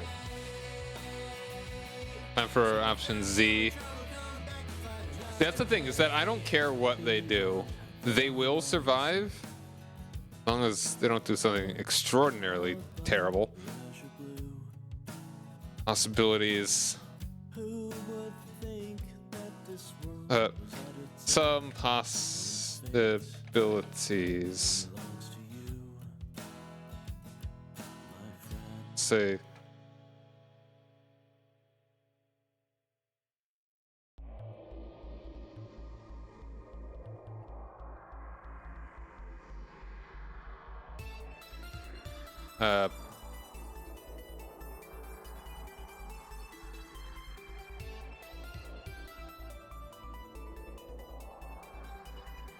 These are obviously not suggestions that I'm going to be making to them. Try reactivating ship.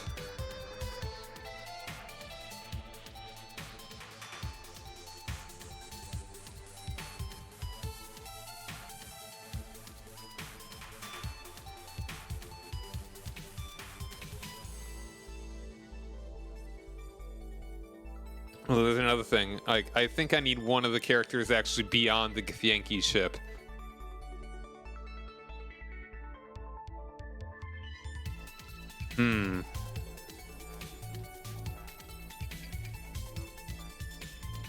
That's something I need to work out. I'll deal with that later.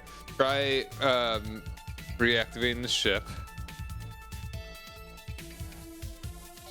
Taking cover. Slash. Yeah, taking cover. Jumping overboard? I mean, someone might try that. I'm gonna need to probably make a contingency for that one. Oh, you're dumb. Oh no, smack with stick. I mean, I want you to have fun with it. So as long as you're fun with that, if you have fun with that, then that is a possibility. Taking cover, jumping overboard, and obviously I'm not going to think of everything that the players are going to try and do.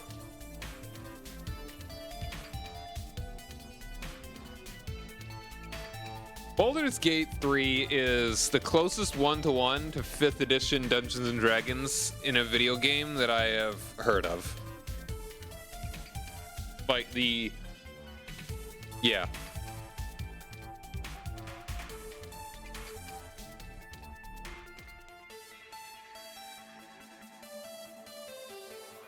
You can sure to have fun with that. Okay. Jumping overboard. Also, spell possibilities right, idiot. possibilities.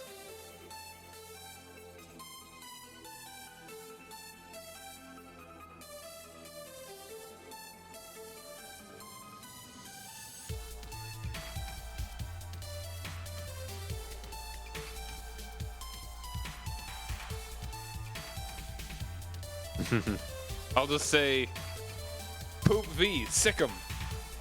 And then you're gonna bark and then hit things with a stick. Jumping overboard.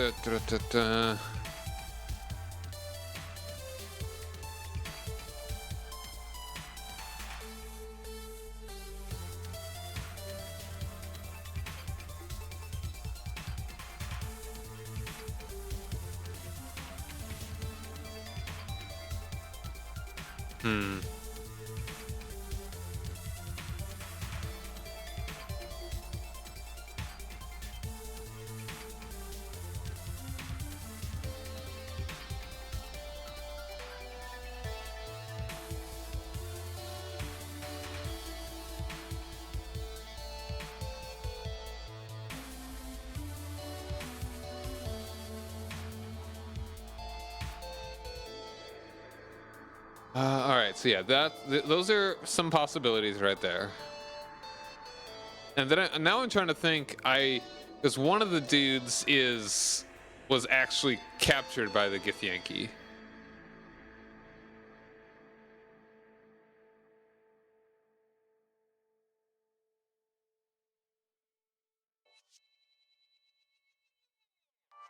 Or alternatively,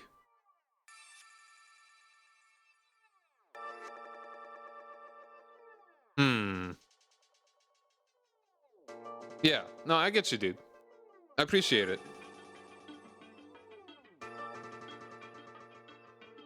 It's just like I want to keep playing Stardew. I'm doing multiplayer Crusader Kings with friends. I want to start multiplayer Stardew.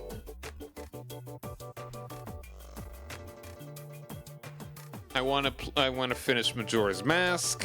I want to start some Pokemon games eventually. I want to play I want to do so many things. Baldur's Gate has not been in the forefront of my mind. But it is there, I promise you. It is on my list. It is on my list.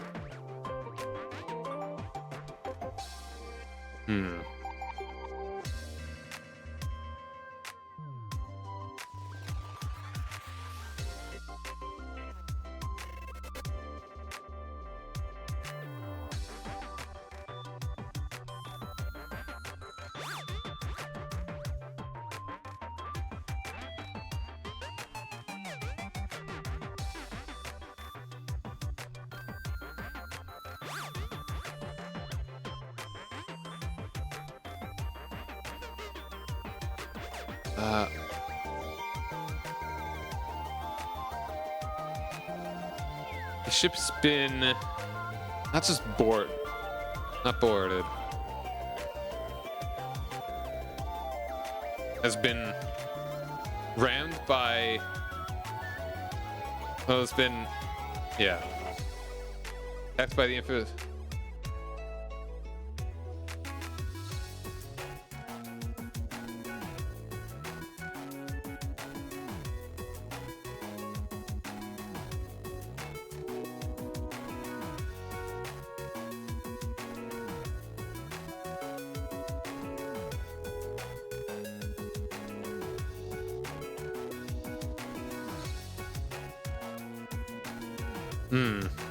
Yes, one day.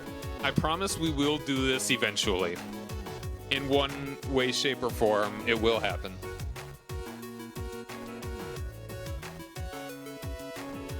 And also, what is the front of the ship called? Is that the bow?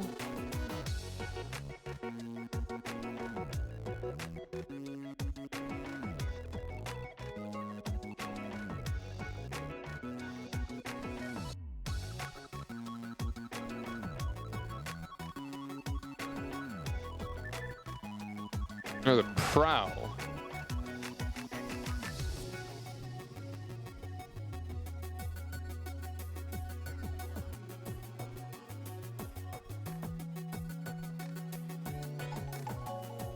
Yeah, we'll just say the bow.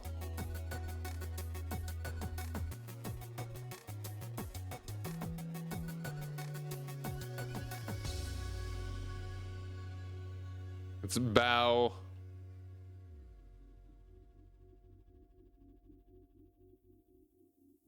Bisecting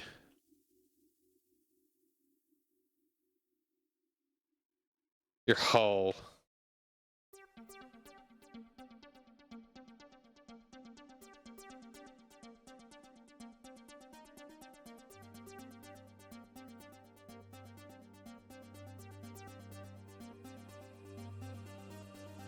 The ship has been attacked by the infamous race of space pirates. Their bow. Their great galleons bow, bisecting your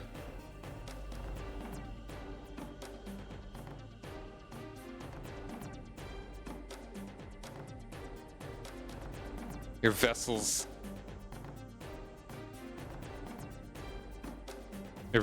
hull.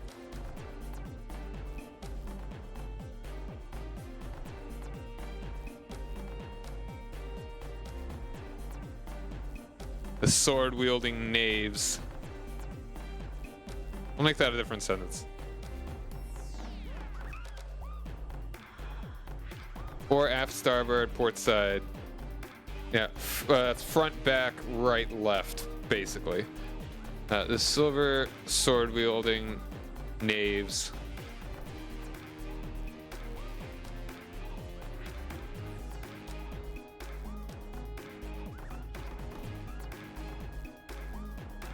Have boarded.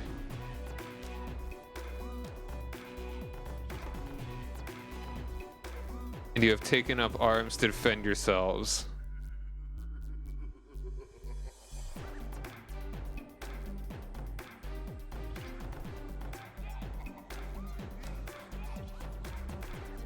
Okay, I think that's good.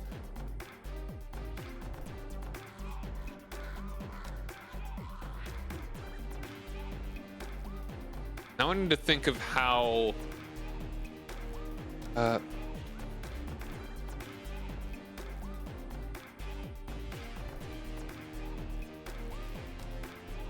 gonna think about what the... So, the one character that has been captured by the Githyanki already is like a doctor. So I'm thinking that they would have captured him and probably have impressed him to be a doctor on the ship before taking him to wherever.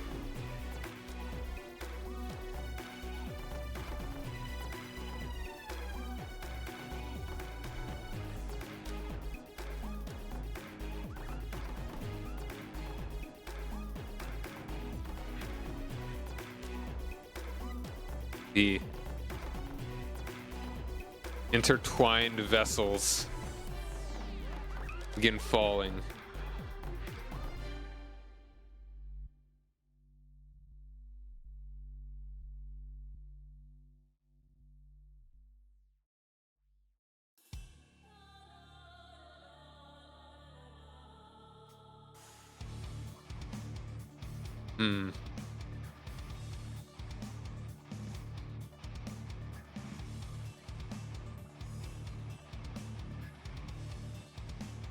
Okay, I think that's cool. I'm gonna need to think about what I actually want the doctor to be doing as well, though.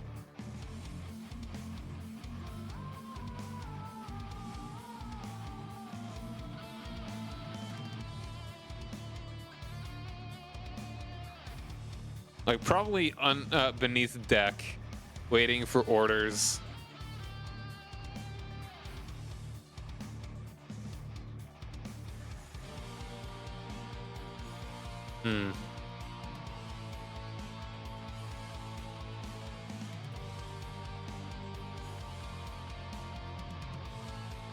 All right. So this has been productive. It's certainly good that I've gotten stuff written down. I think I will do my best to also work on this off stream. But I would also, some folks seemed interested. So I would not be opposed to streaming this a bit more. Hold on. We can go. Actually, I'm a little curious. I'm gonna look at something.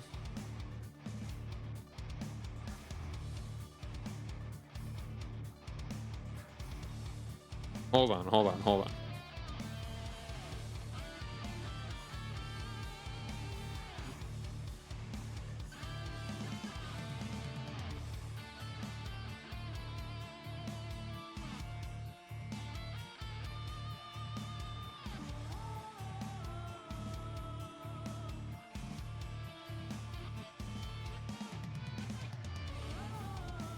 Yeah, I would like to do this again. Definitely.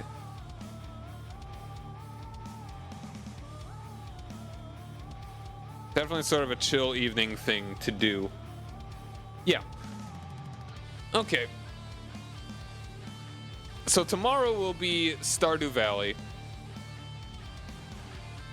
And then the plan is more Stardew on Friday. And then I think I want to do Donkey Kong Country Returns on Saturday before doing CK3 multiplayer.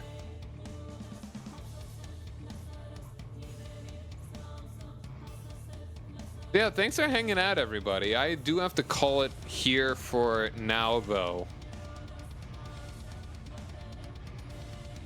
I'll think about... Maybe I'll do this like maybe on Monday evenings, because that's when I have... Maybe not Monday evening. Maybe. We'll see. And eventually one day I would like to actually stream not this campaign, but a different campaign of Dungeons and Dragons. So thanks for hanging out, everybody. I hope that you have a wonderful evening, and I hope to see you again tomorrow. So have a good night. Bye.